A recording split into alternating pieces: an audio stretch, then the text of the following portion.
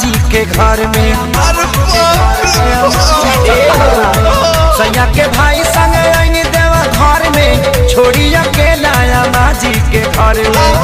तुरल खाती लाइन बड़ी लफड़ा बढ़ता, तुरल खाती लाइन बड़ी लफड़ा बढ़ता।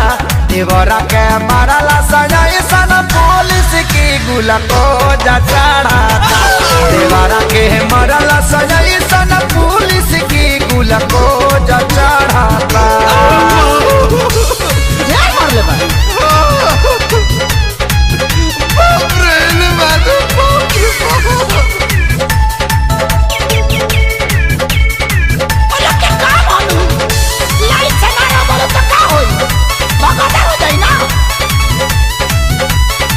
पहिला सोमारी के भीड़ भइल भारी, भोला बाबा के दुआर पर। लागल बा लाठी निकलल बा गोला, बाबू के हमारा कपार पर।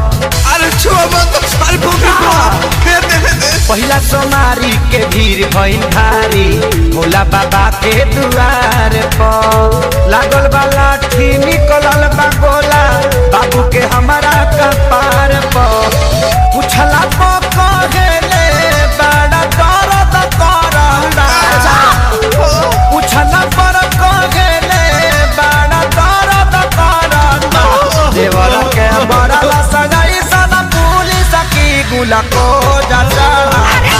देवर के बड़ला सगाई सन पुलिस की गुला को जा चढ़ाता।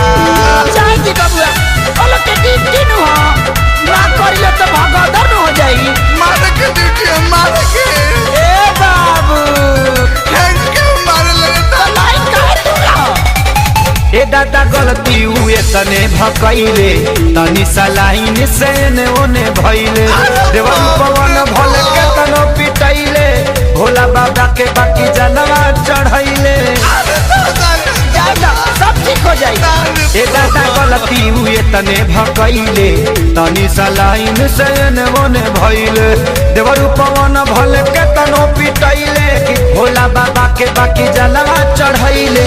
लाइन के पक्के चारी बड़ा लफड़ा बढ़ता, लाइन के तुरला पक्के चारी बड़ा लफड़ा बढ़ता।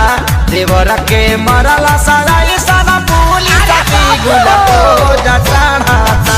देवर के मरला सगाई सन पुलिस की गुला को जा चढ़ाता।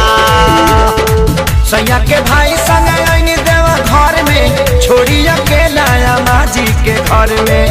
तुरल खाती लाइन बड़ी लफड़ा बढ़ता, तुरल खाती लाइन बड़ी लफड़ा बढ़ता।